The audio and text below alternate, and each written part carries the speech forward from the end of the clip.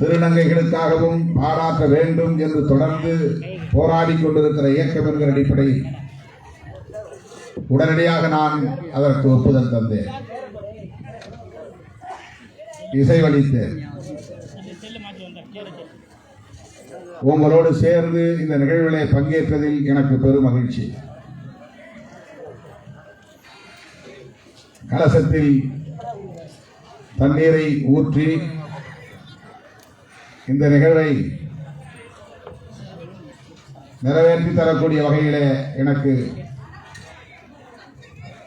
ஒரு அரிய வாய்ப்பை, மனமுவந்து வழங்கிய வாய்ப்பை எண்ணி பெருமைப்படுகிறேன். அதற்காக மீண்டும் ஒரு முறை உங்கள் அனைவருக்கும் என்னுடைய நெஞ்சார்ந்த நன்றியை உரித்தாக்குகிறேன்.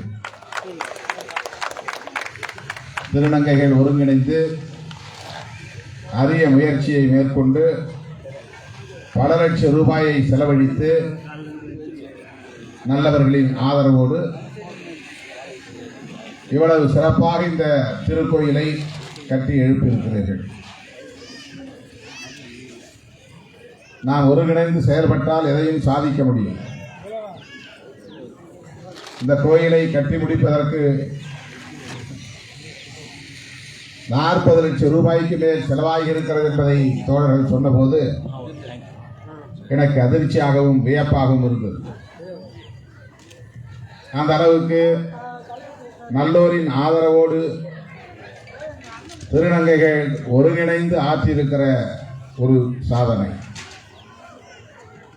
நாம் இணைந்து நின்றால், ஒற்றுமையாக இருந்தால் எதையும் சாதிக்க முடியும் என்பதற்கு இது ஒரு சான்று.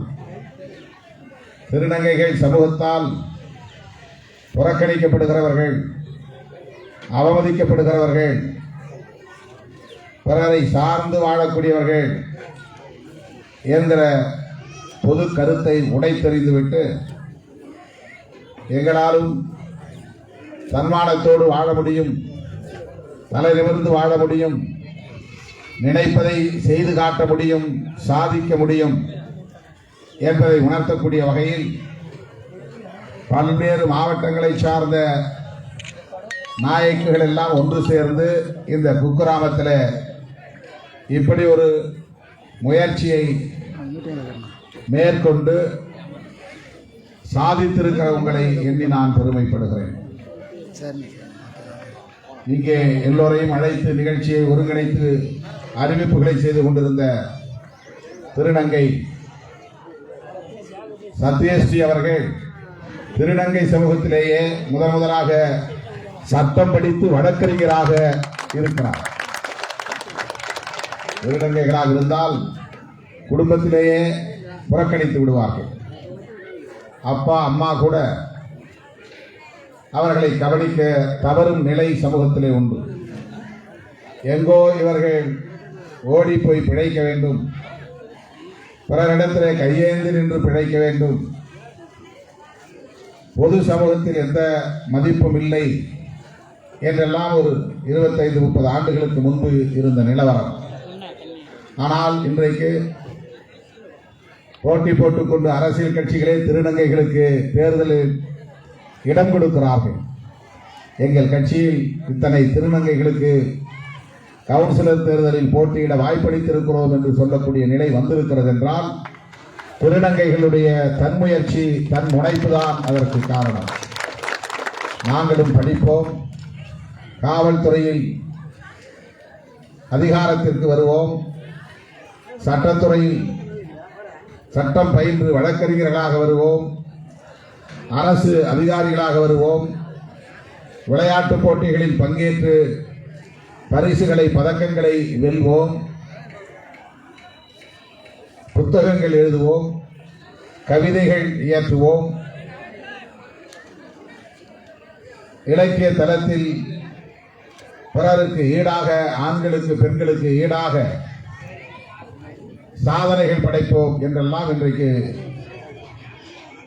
திருநங்கைகள், திருநர்கள் இந்த சமூகத்தில் பல்வேறு அடக்குமுறைகளை அல்லது ஒடுக்குமுறைகளை அல்லது இழிவுகளை தாண்டி அவற்றையெல்லாம் சுமந்து கொண்டே இத்தகைய சாதனைகளை படைப்பது போற்றுதலுக்குரியது. ஆகவேதான் எனக்கு ஆன்மீகம், கடவுள் போன்றவற்றில் எல்லாம் நம்பிக்கை உண்டோ இல்லையோ அது வேறு. திருமாவளவன் வர வேண்டும், நம் கோவிலுக்கு வர வேண்டும் என்று நீங்கள் விரும்பியதே எனக்கு மகிழ்ச்சி, அழைத்ததே மகிழ்ச்சி. எந்த நேரம் வந்தாலும் அந்த நேரம் தான் எங்களுக்கு நல்ல நேரம் என்று காத்திருந்து இவ்வளவு சிறப்பு செய்தீர்கள். கழுத்திலே அணிவித்த மாலையை கழற்ற வேண்டாம், பணமாலையையும் கழற்ற வேண்டாம், மலர் மாலையையும் கழற்ற வேண்டாம், மேடைக்கு வந்து அமருகிற வரையில் இப்படியே இந்த கோலத்தோடு தான் வர வேண்டும் என்றெல்லாம் அழைத்தது மட்டுமில்லாமல் அந்த கோவிலின் கருவறைக்குள்ளே அழைத்து கொண்டு போய் அந்த அம்மனுக்கு கற்பூரம் காட்டி உங்களை போல தீபாராதனை கற்பூரம் காட்டி வழிபடுவதற்கூடிய அந்த இடத்திலே என்னை நிறுத்தி அதையும் செய்ய வைத்தீர்கள். இதுவெல்லாம் நீங்கள் என் மீது வைத்திருக்கிற பற்றுக்கான அடையாளம், என் மீது வைத்திருக்கிற நம்பிக்கைக்கான அடையாளம். அந்த நம்பிக்கையை நான் எண்ணி பெருமைப்படுகிறேன். இந்த இயக்கத்தில் தான் முதலாக அரவாணிகள் நல பேரியக்கம் என்கிற ஒரு அமைப்பை உருவாக்கினோம். கடலூரை சார்ந்த இலக்கியா என்பவரை மாநில செயலாளராக அறிவித்தோம். அண்மை காலமாக அவர் தொடர்பிலே இல்லை. நமது கட்சியின் சார்பிலே சட்டமன்ற உறுப்பினராக தோழர் ரவிக்குமார் அவர்கள் இருந்தபோது 2006, 2011 அந்த 5 ஆண்டு காலத்தில் கலைஞர் அவர்கள் முதலமைச்சராக இருந்த சூழலில் இந்த அரவாணிகளுக்கு என்று ஒரு நலவாரியத்தை அமைக்க வேண்டும் என்று பேசி கலைஞரும் அதற்கு உடன்பட்டு அரவாணிகள் என்று அழைக்கப்படக்கூடிய திருநர்கள், திருநம்பிகள் அல்லது திருநங்கைகள், திருநம்பிகள், திருநங்கைகள் என்கிற திருநர்களுக்கு என்று ஒரு வாரியத்தை அமைத்தது திராவிட முன்னேற்ற கழகத்தின் தலைவர் அன்றைய முதல்வர் கலைஞர் அவர்கள். அந்த கோரிக்கையை எழுப்பியது விடுதலை சிறுத்தைகள் கட்சி, அன்றைய சட்டமன்ற உறுப்பினர் தோழர் ரவிக்குமார் அவர்கள். ஆகவே என்றென்றும் இந்த திருநர்கள் என்று அழைக்கப்படுகிற திருநம்பிகளுக்காகவும் திருநங்கைகளுக்காகவும் ஓங்கி உரத்து குரல் எழுப்பக்கூடிய ஒரு பேரியக்கமாக விடுதலை சிறுத்தைகள் கட்சி விளங்கும், தொடர்ந்து பாடுபடும் என்பதை தெரிவித்துக் கொள்கிறேன். உங்கள் அன்புக்கு கட்டுப்பட்டு உங்களுடைய அழைப்பை ஏற்று இந்த நிகழ்ச்சியில் பங்கேற்றதில் உள்ளபடியே நான் பெருமகிழ்ச்சி அடைகிறேன், பூரிப்படைகிறேன், இரும்போது எய்துகிறேன். நெஞ்சார்ந்த நன்றியை தெரிவித்து